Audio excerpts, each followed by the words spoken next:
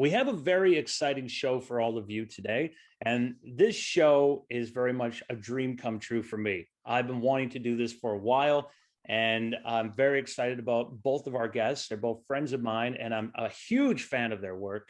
We have with us Maria Wheatley, who is the greatest expert I have ever encountered on Stonehenge. She knows all sorts of secrets about it. She's told me things about elongated skulls that are there, a star child like skull, and revealed all kinds of secrets that I had never heard before about water that was healing, that was covered up there. I recently was at one of her talks that we saw over at the Awakenings conference. She did an amazing job over at the Gaia-sphere recently, and everyone loved her talk. And we hope to see her on lots of new shows over there. And of course, we have Garnet Schulhauser, who, as you guys know, I've sat down with him before. He's one of my favorite spiritual authors of all time. His 5 books are life-changing. They talk all about how when he started his journey as a corporate lawyer for over, I want to say it was over 30 years. And he was a corporate lawyer, then encountered his spirit guide, Albert, as a homeless man that started take him out on nightly out-of-body experiences and revealed to him the secrets of the universe, as well as things that have gone on around Earth. Now, when I was reading Garnet's books, he had this one chapter in his book that is chapter 11 over in the book Dance of Heavenly Bliss, where he starts talking about things that were revealed to him about the history of Stonehenge. So, of course, I thought, what better a way of looking at those details than bring on the world's greatest Stonehenge expert with us. But before we get into today's show, I have to tell you all about these amazing functional mushrooms I've been taking, and they're from neurobuddha.com. You can get lion's mane, which is amazing to boost the memory and focus. One of the best things you can take for immune and everything else. I see Maria agreeing with me, so I think she's taken them before. And we'll have to get NeuroBuddha to send you guys some. They're great. We have cordyceps. They're amazing. I take them with my coffee. They give me energy. They're good for stamina and so much more. And of course, we want to give a shout out to our very good friend, who's also a good friend of Maria as well. We want to give a shout out to Michelle Hood at Light the Light Pyramids. Get these amazing orgone pyramids. Put them in your house. Keep them there. They keep the energy feeling great. And I just love having them around, and I urge you all to check them out. Oh, in just a moment, Maria's holding up one. Maria, you have to say something about it. Well, I think I've out-tramped yours, but but it's very beautiful. Michelle's work is world-class, second to none. It is amazing, and we definitely love ours, and I can definitely agree with you there. So as we get into this talk today between the two of you, if you don't mind, if you could just say a little bit about how you got started. And Maria, since you've already started, do you want to tell us, how did you get started on this journey looking at Stonehenge? How did you get fascinated by it? Well, mainly through my late father, who was a master dowser, and we went around all the sites of the British Isles and in America, because I spent my years of 11 to 15 growing up near Pennsylvania in a place called Devon. So I went to Cahokia, Woodhenge there, and he took me to sites in Brittany and Malta. So I got a sort of like initiated from a very young child into the mysteries of stones and stone circles. And my late father wrote a book about Stonehenge as well, and many other sites. So from a very young age, I started to breathe into the wonders of the ancient world, and it was almost like a breath back that came into me, because I feel so connected to the ancestors, and I believe the ancestors guided me to the finds that you previously mentioned. I love that.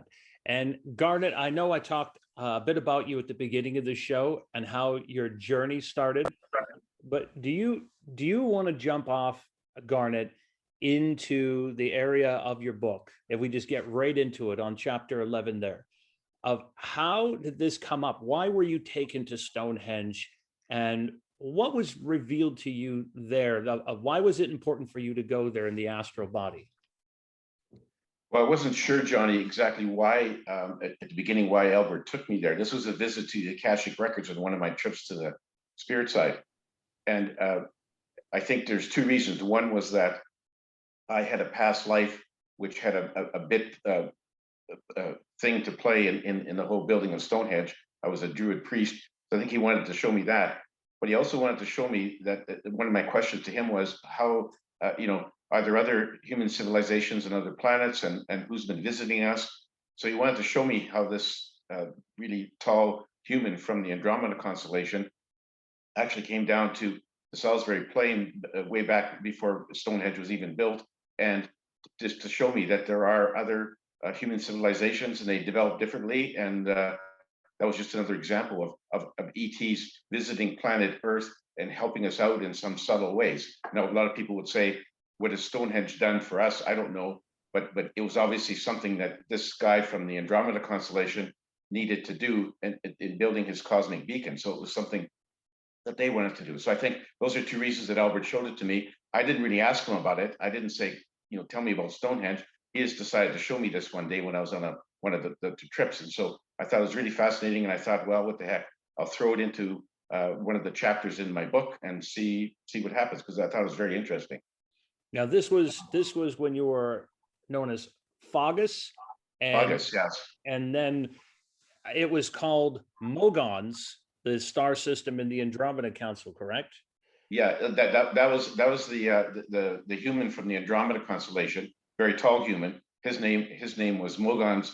My name was Fagus. I was a Celtic priest way back then, and so I played a minor role in that whole thing. I think Albert wanted to show me what I had done, nothing really spectacular, but I was just there as one of the messengers for this guy from the Andromeda constellation.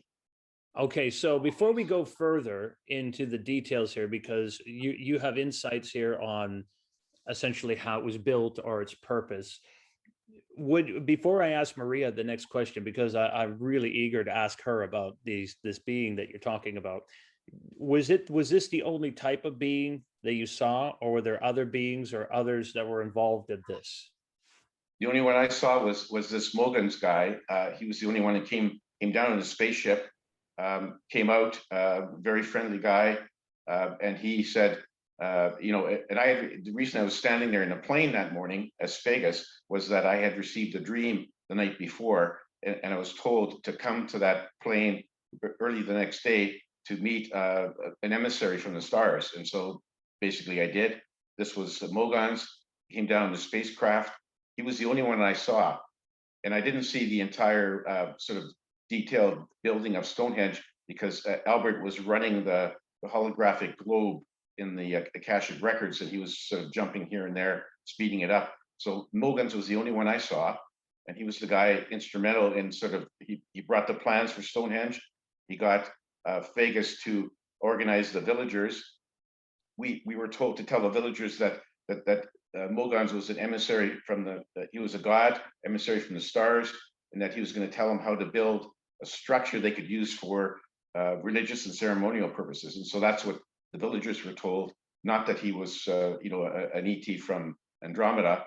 And so the thing just unfolded from there. And I'm sort of watching this beside Albert in the Akashic records, and the thing is just sort of unfolding, and he's speeding it up. So I didn't get to see the entire step-by-step building. He just showed me a few scenes here and there, including the combination of there's Stonehenge, and there's Mogons, and he's placing this power box in the center, which basically triggers the whole cosmic beacon thing. So that's, it was a cosmic beacon, and you're saying there's like a power box or something that was placed there that you saw. Do you remember it all? And this is important for what I'm about to ask Maria next, by the way, because I have heard her in brilliant lectures about some of the skulls and things there. Do you remember anything different about his ears or his head or his appearance? Do you remember anything about his appearance that was significant? the only thing I noticed was that he was taller than the average human. He was seemed to be like 8 feet tall. And he explained that humans on his planet and on our planet, we all came from the same seed stock. They grew much bigger, had a larger brain, and that's why they had developed their technology much faster than humans on Earth. And so they had developed interstellar travel with warp drive. But he looked like a normal human, just very tall. So I didn't notice anything else about him. But I was just showing what Albert wanted me to see. Maria, what have you seen as far as evidence for strange skulls and remains that don't add up there?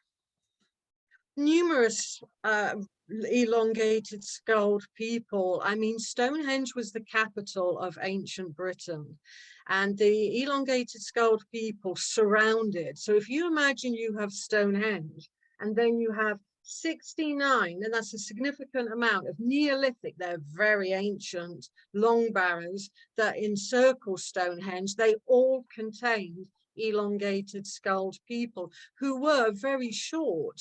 I mean, the femur bones that were measured, and I've measured several, suggest that they were more kind of fairy-like almost, because they were 4'9", the women, and some men no taller than 5'4". But the very intriguing things about their skulls is they were like children's size skulls. And I mentioned this to a curator in one of the museums I was fortunate to see the skulls at, and he just kind of made the flipping comment, yes, they are quite small, aren't they? I think sometimes when you're in history for a long time, you don't actually recognize an anomaly when it's right in front of you.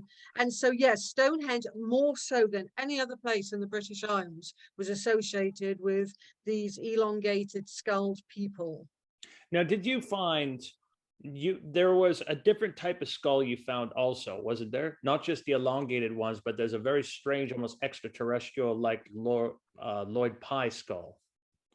That's right. Lloyd Pye described the star child as being a hybrid between a human and an ET, or a celestial being, depending on what terminology you want to use. And he describes it as the eyes being quite on top of the head. And when I was going through archaeological reports regarding the finds around Stonehenge, I read a very intriguing report by an archaeological team reassessed in the 1930s, describing exactly what Lloyd Pye had found. In fact, it was the whole skeleton, because unfortunately, Pye only had the skull. The skeleton had got lost. But in this case, in this archaeological report, it was a whole skeleton, which he described as having a tail. And also the way people were put into the ancient British long barrows was normally in the flex position, which is the fetal position, and they would tie the skeleton up, quite taut at times, or laid flat. Here we had this star being, and I think it might have been a star being with a tail, surrounded by elongated skulled people, almost huddling or honoring or surrounding this star child. That is unprecedented in the British Isles. No other burial has ever been found like that. That's saying that whatever this being was, it was revered and special, and it was on the axis line and a ley line that flows straight to Stonehenge. Do you know what I find really fascinating about what you just said? And for those of you listening, by the way, Maria also takes rock stars, celebrities, the best of the best. She's the only one that can go through there, and she gets very special access through Stonehenge. And that's a fact that you know what you're talking about. And when you go look at these records, you're very, very thorough. This is real, everybody. If you talk to Brian Forster, he'll tell you that, okay, in Paracas, Peru, we find the elongated skulls there, like we're talking the real ones, not the artificial cranial deformation ones that were copied from these different groups that were here. But you also find them in the Northern Black Sea, Crimea, Scandinavia. You find them, that we even have like a past in like mentioning them in Bulgaria and those sorts of places. But the other legit place that you're going to find them is where Maria was finding them in these mounds. And why I found parallels in that story to what Garnet Schulhauser is saying is that Garnet is saying, okay, hey, we have this one extraterrestrial being that's there instructing you, and everyone else is, you know, a special class themselves that are in this area. And here she finds that there's a unique skull of what looks to be like a hybrid ET-like being that's there that they find the remains of. So it's very interesting because of what Garnet's saying too. I see a parallel there. Now, Garnet, you've mentioned this power source or something that was placed in the middle of this, of Stonehenge, that could have acted like a beacon of sorts. Maria, have you seen any evidence for something that could be missing, something that's been moved, or something that's been of great significance in the circle? Well, we must remember that when we think of Stonehenge, what most people think of Stonehenge, the lintel stone circle and the 5 mighty trilithons on the inside, that's Stonehenge phase 2. That's what I presume we're talking about. Stonehenge has gone through so many different phases: phase 1, phase 2, phase 3, phase 4, phase 5. And in that time, there's been a constant digging around of the monument. And the center was dug, first of all, in 1620, incidentally. The center was dug up. Now, in the reports and the findings of Stonehenge, one interesting anomaly I have found is that the first stone at Stonehenge wasn't raised, it was buried. And that's called Stonehenge stone number 1, which is from the first phase. But if indeed Garnet is saying that there was something buried at Stonehenge, and if indeed we go down that line that there was, perhaps then in the Bronze Age, some 500 years after Stonehenge had been constructed and left by the original people, then there was a mad frenzy of digging at the center of Stonehenge in prehistory, as if they were looking for it. They dug a trench 10 feet long, making even some of the stones unstable. And that was in prehistoric times, not in modern times. So perhaps something was being looked for. Well, I very much like your explanation of that. Now, Garnet, you had mentioned that this was like a beacon. And what I found is really interesting about that, if you look up, this is interesting because I think that this ties into what Maria is saying, because when we look at these elongated skulls, we just mentioned that where are you going to find elongated skulls? And we know that these are not like regular human skulls, as Brian Forster has had these tested before, that they're Homo sapiens sapiens Paracas. So we find them where? Paracas, then the Crimea, the Black Sea, all those areas that lead up to there. You find these elongated skulls who would be building these great monuments, maybe under the direction of this being that you're talking about, that came down there, just like the skull that they found that's anomalous, that there's this one ET-like skull, which is very strange. But if you go up into the Ural Mountains, there is what looks to be an extraterrestrial map that's visible from space. It's called the Dashka stone. And you guys can look this up. There is a 1-ton mega relief that was part of a 30-ton mega relief, and they found 120 million-year-old fossilized seashells inside of it. And this area that you look at has these 3 ancient river systems that are no longer there. But this was like a navigation system at the time when it would have been the primitive Pacific, and when the Atlantic was only a reservoir. And this thing was visible up from space. Whoever was using it like a navigation system, like Jason and the Argonauts in the Indus Valley. So this is like a beacon, like a map system. So I really like what you were going to say there. Do you recall anything about any kind? There's no kind of devices or a wand or anything that you saw them talking about using, Garnet? Oh, no, I didn't actually get to see what they were doing. Albert, as he's showing me these scenes, he's sort of filling in the background details as we're going along. And what he said was that Mogons brought a couple of very helpful tools to the villagers. One was a laser cutting tool, which they could use to cut the stone slabs out of the quarry. The other one was an anti-gravity wand, so that once it was cut out, you beam this wand on the stone, and it's basically weightless, so very easy to move. So those are the 2 technological things that he gave to the villagers to help them build it. I didn't actually get to see them using these instruments in the quarry. He kept on fast forwarding, so basically he gave me the explanation. I saw the finished product. I saw him go into the spaceship, and he brought out this metal box, which he called the power box, which he set in the middle of Stonehenge. And then Albert told me later that he came back unnoticed and retrieved it when it was basically expired. So it's not there anymore. He took it back, and then instead of putting in a new power box there, he said that they didn't need Stonehenge anymore.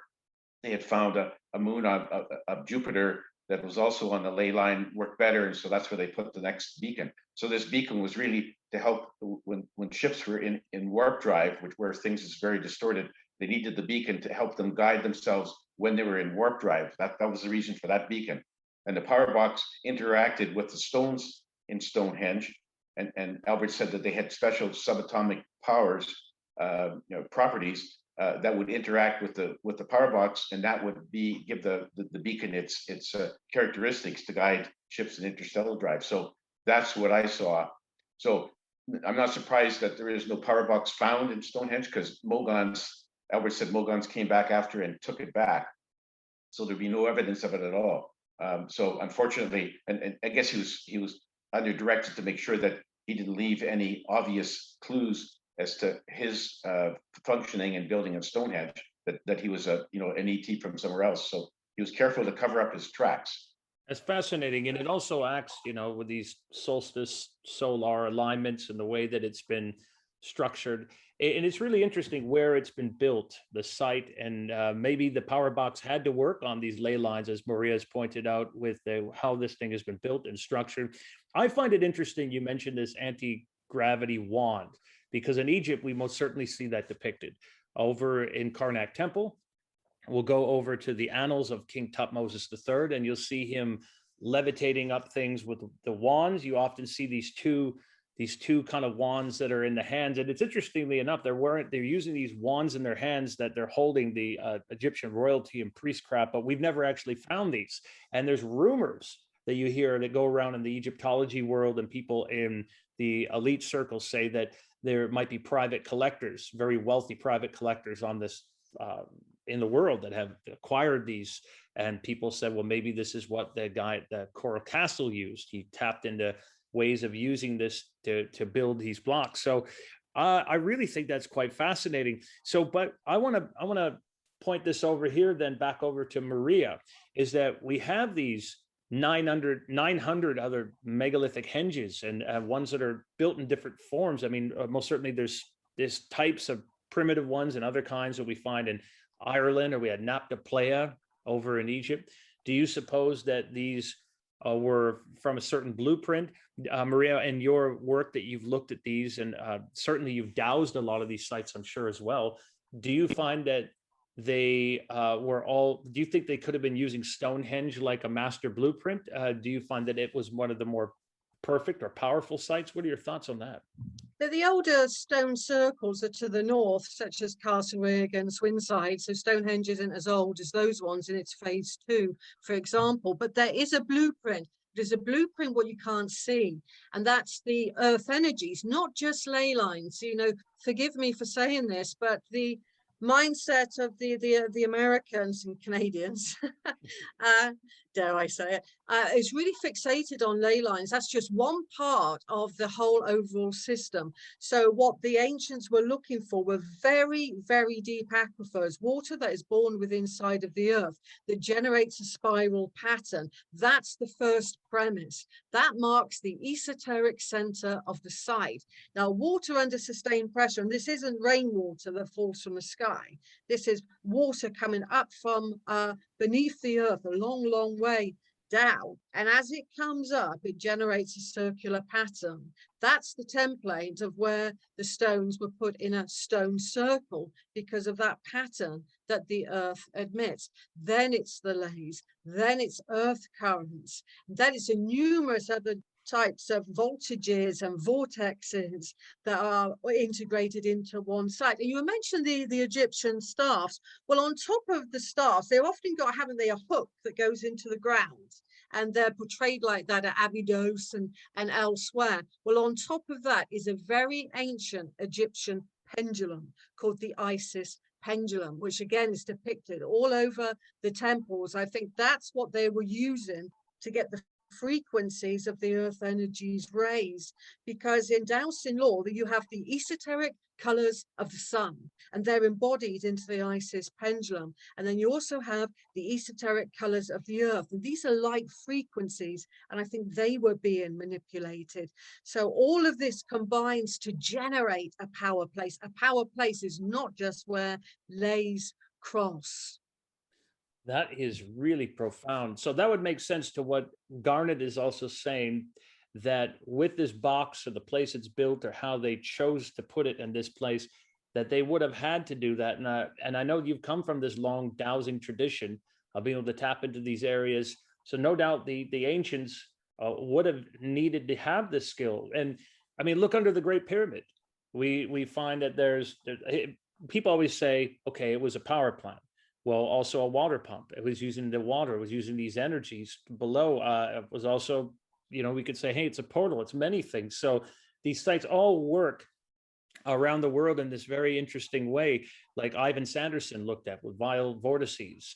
I think that the ancients definitely had a very high understanding of these consciousness technologies as well as the earth. I want to thank you both so much for coming on today and sharing with me. And once and for all, you guys made a dream come true for me to have you both on here talking about these things. But I also want to talk about the new work that you both have out, your books. What's coming up, Maria? Since you were just sharing, what can you tell us about your new book that's come out? Well, my new book that's coming out within the next few months, it's in the last stage of editing at the moment, is all about the secrets of Stonehenge. It's actually called, and it's been called their working title for some time, The Secret History of Stonehenge.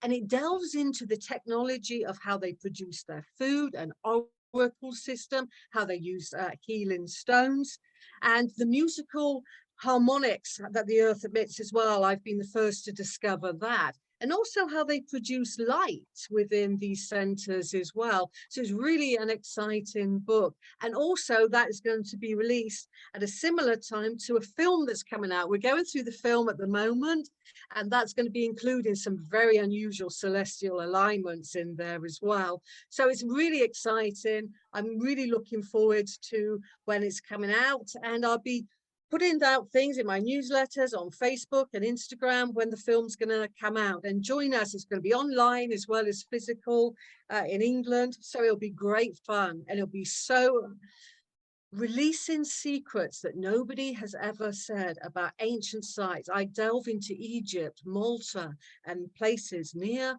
far, and wide. And I'm going to put all your contact details below, also where people can buy your books, check out your site, and find you.